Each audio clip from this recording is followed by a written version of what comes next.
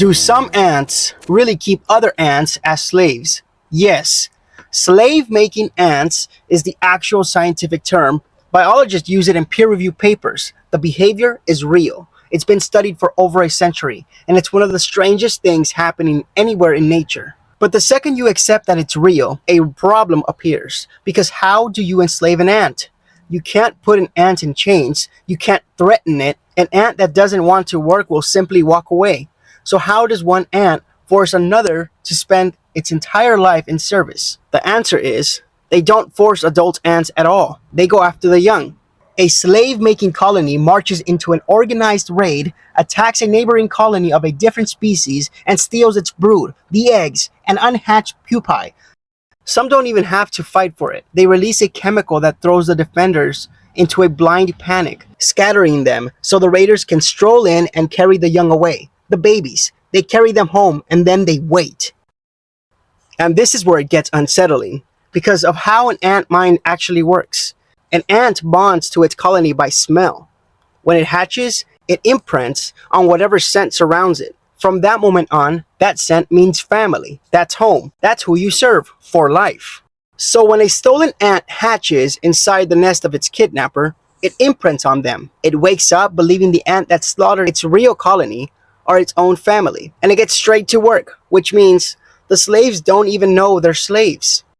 They forage, they build, they clean, they feed the larvae, they defend the nest, all for the species that wiped out their true home. They weren't captured by force, they were brainwashed with chemistry, and the chemistry runs deeper. Some of these colonies don't even begin with a raid. A lone slave maker queen slips into a host colony all by herself. She kills the resident queen, then coats herself in the colony's scent. A chemical disguise so convincing, the workers accept her as their own. They spend the rest of their lives raising her eggs, the children of the killer who murdered their mother. So now you've got a picture in your head. A powerful master ants ruling over a workforce of tricked captives, the strong commanding the weak. Except that picture is almost exactly backwards. Because here's the flip that changes everything. In many of these species, the masters are helpless. Take the Amazon ant. Generations of raiding turned its body into a single specialized weapon. Its jaws evolved into curved, dagger-like blades, perfect for stabbing rival ants and carrying off their young. Those jaws are so specialized, the ant can no longer feed itself. It physically cannot get food into its mouth. So what happens if you take its slaves away? It starves. Surrounded by food, an Amazon ant will starve to death because it can't eat without a slave to feed it. The conquerors are completely dependent on the conquered. The masters can't eat. They can't raise their own young. They can't run the nest. Pull the slaves out, and the entire colony collapses within days, which raises the obvious question. If the slaves are doing literally everything, why don't they just stop or fight back? And the answer is the most astonishing part of this whole story. They do fight back. Scientists have documented something they call a slave rebellion. Enslaved workers, the same ones tricked into believing these are their family, turn on the children of the colony that enslaved them. First, they stop caring for the parasite brood. Then, they start killing it systematically. In some colonies, the rebel slaves destroy up to 2/3 of the next generation of their captors. But here's what makes no sense at first. These slaves are sterile workers. They will never have offspring. They will never be set free. Killing the master's brood doesn't release them.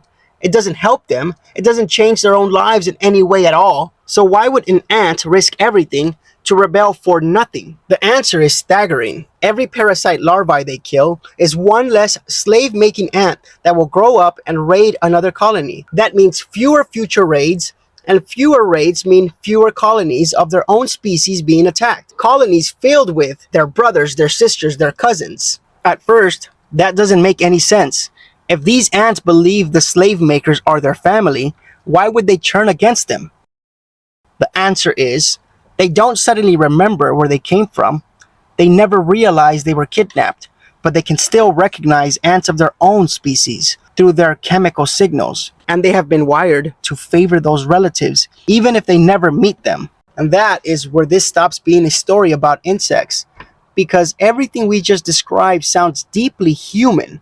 Abduction, brainwash, a ruling class that can't survive without the very people it oppresses, and a doomed uprising, fought not for freedom, but for the next generation. Except no ant decided any of it. There's no plan, no anger, no sense of justice burning in a tiny chest. Every single piece of this, the raid, the kidnapping, the imprinting, the rebellion, and the sacrifice for its distant kin, is blind strategies through a brain smaller than a grain of sand. Nobody in this story is choosing anything. There's nobody in there to choose. Which leaves one last question, and it's the one that should follow you out of this video. If a sense of justice, of fighting back, of giving everything for your own people, can run on pure instinct in a creature with no mind to speak of, then when you feel those exact same things, how sure are you that you're the one choosing them?